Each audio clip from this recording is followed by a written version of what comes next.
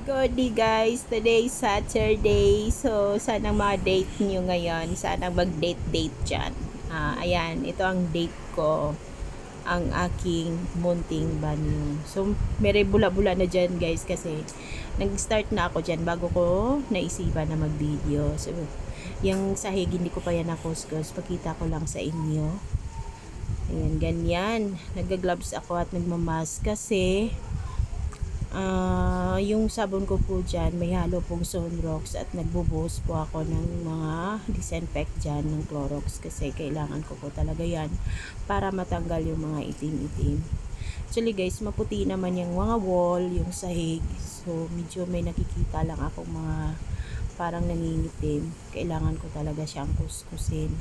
So maalaga po talaga, ako ay maalaga, malinis sa aming banyo, sa aming tahanan guys. So, pasensya na kayo guys, medyo inaano-ano ko lang tong camera na kasi maano lang to guys, maliit lang tong space ng aming banyo, kaya medyo dikit yung aking katawan at ang aking mukha dyan sa camera. Alam nyo ba guys, share ko lang so yung una kami nagsama ng partner ko, so wala pa kaming anak. So, ito lang yung naalala ko. May bumisita sa amin na tito niya. Tapos, pagpasok-pasok niya sa aming bahay, sabi niya, ang linis naman ng bahay niyo. Yung asawa mo mukhang malinis kasi mabango. Wow, thank you. Na-appreciate ko talaga ng sobra-sobra yun. Pero ito kasi yung namana ko sa nanay ko na maging malinis, maayos. Bawat ang yung mga dapat paputiin talaga, bawal ka magsampay na ng lagom na diha. Okay, ikuan gyud sa mong naong itaparos gyud sa kong naong guys. So panganay kasi ako, kaya na experience ko talaga yung mga ganung disiplina. Kaya ito naman ako, wala kaming yaman pero ito ang naman ako sa kanya, sa aking mother. Di ba? So ayan guys, bilisan na natin, baka mapagod kayo at nainis na kayo dyan sa aking voice over. Let's go! So, ayan na nga guys. May nag-iwan na naman dito ng tingnan nyo. Hanger. Diba? Ay, nako. Hindi talaga maiwasan yan. Mahilig mag-iwan ng hanger. Tingnan nyo man guys. Puti pa talaga yung wall namin. Kinukuskus ko talaga kasi ayaw kong ipunin yung dumi. Mahirap kuskusin yung dumi. Kuskus there. So, ito pala guys. Kung ano ako sa aming bahay, ganun din ako sa trabaho, ganun din ako para maglinis sa ibang pinapasukan ko kasi nga ay on-call cleaners tayo, kaya mostly sa mga boss ko nagustuhan talaga nila yung trabaho ko, kaya nagiging regular na lang ako sa kanila. So may araw na ako na naka-schedule sa kanila. Thank you for that. Maraming salamat po sa mga boss ko na nag-regular. And thank you unang-una kay Lord. Uy, Diyos ko, kasiksiban mo inday, oy. Ayan. Sinsya na kayo. Minsan niya akong pumagay. Nanay talaga. Minsan mo na siya. Ayan na yan. Ang final. Hindi na siya guys. Ang linis. Yung drum na yan guys. Pinagawa yan pa namin. Kasi saan ko wag maglagay.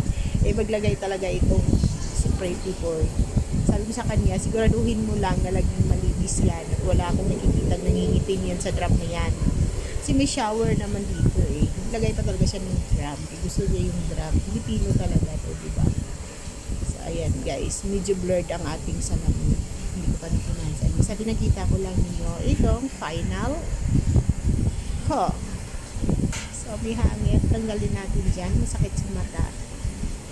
Diba guys, may nakita pa ba kayo man? Ay, may bra.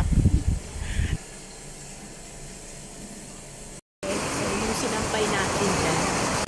Sige. Maano yung ulan dito, tumatagos pag mahangin. Ayan. So, ayan, sobrang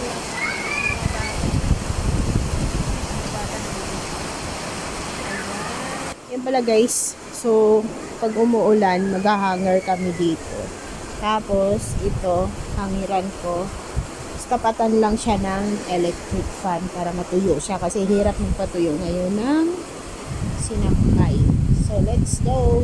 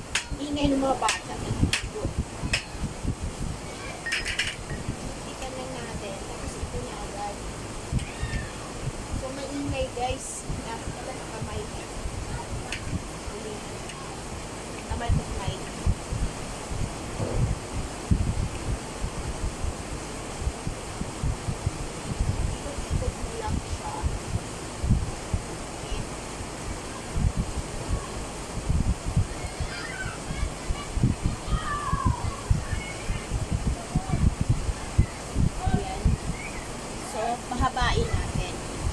Adjust natin.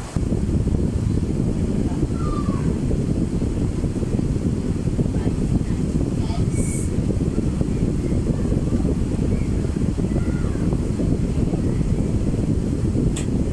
Hindi naman ganyan guys kasi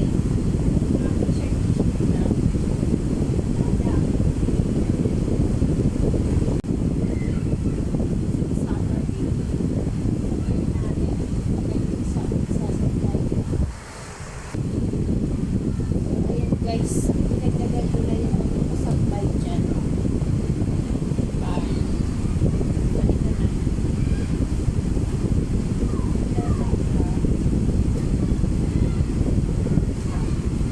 Para matulog.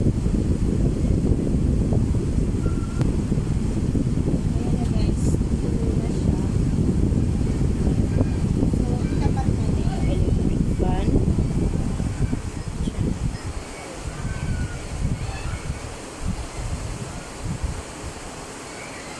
So, matuyo na yan siya maghapon dyan. Kasi naka-dryer din naman yan. Malaking tulong. Lalo na ngayon, umuulan. Ito sa amin. May ganyan takip. Oh. Yung mga bata. Oh.